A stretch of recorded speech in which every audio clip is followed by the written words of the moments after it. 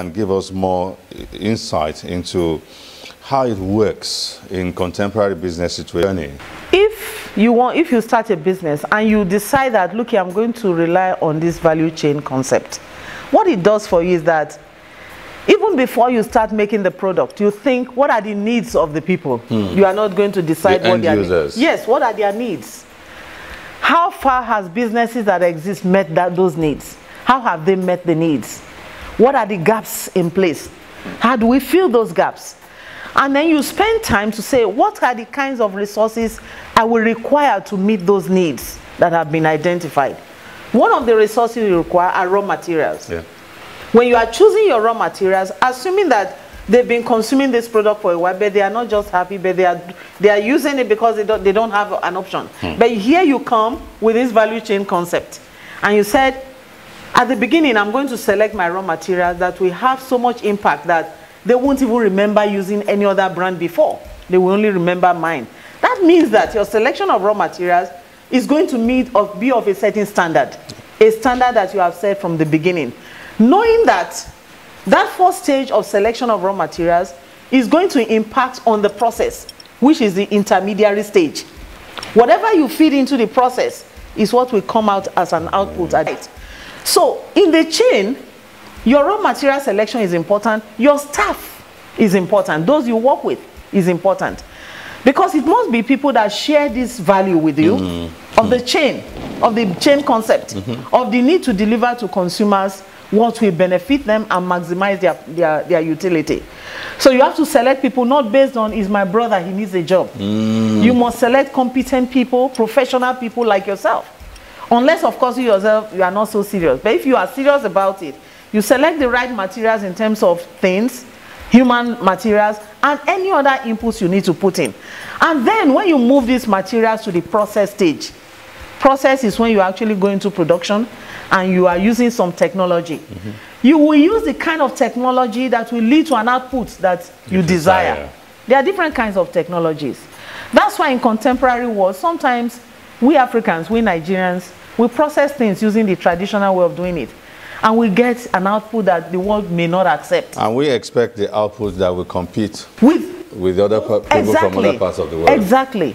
But using the value chain means that at every stage of the chain, you must prevent the weak link from drawing you down. If technology is your weak link, you are in trouble.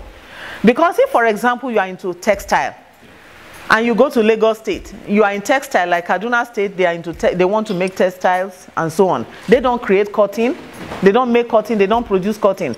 But Gombe produces cotton. Kaduna can go to Gombe and say, look here, we hear that you produce high quality cotton. Can you work with us? Or give them a specification. Yes, specification. And then we guarantee that you will have demand for your products, because we will collect that product as intermediate products that we will use to make fabrics.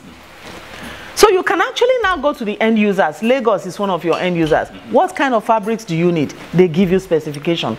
Or you talk to some traders. You talk to some traders, exactly. What's the consumer behavior like? And what do they want? What are their expectations? What kind of quality do you want? You make a choice. And based on what they tell you, you go back to Gombe and say, please, I want this grade of cotton. Because the final producers want this type of fabrics. And Gombe will work with you. You work together. Then you will now process that into the kind of fabrics that your end users want. But if you say, well, Gombe makes cotton, I can also make cotton, I'll grow my own cotton. Forgetting that Gombe has an advantage in making cotton because they are in the drier part of the north. If you grow cotton in Kaduna, it will not be like the one that comes from Gombe. So because the process has been tinkered with. Exactly. Due to the soil formation. Exactly.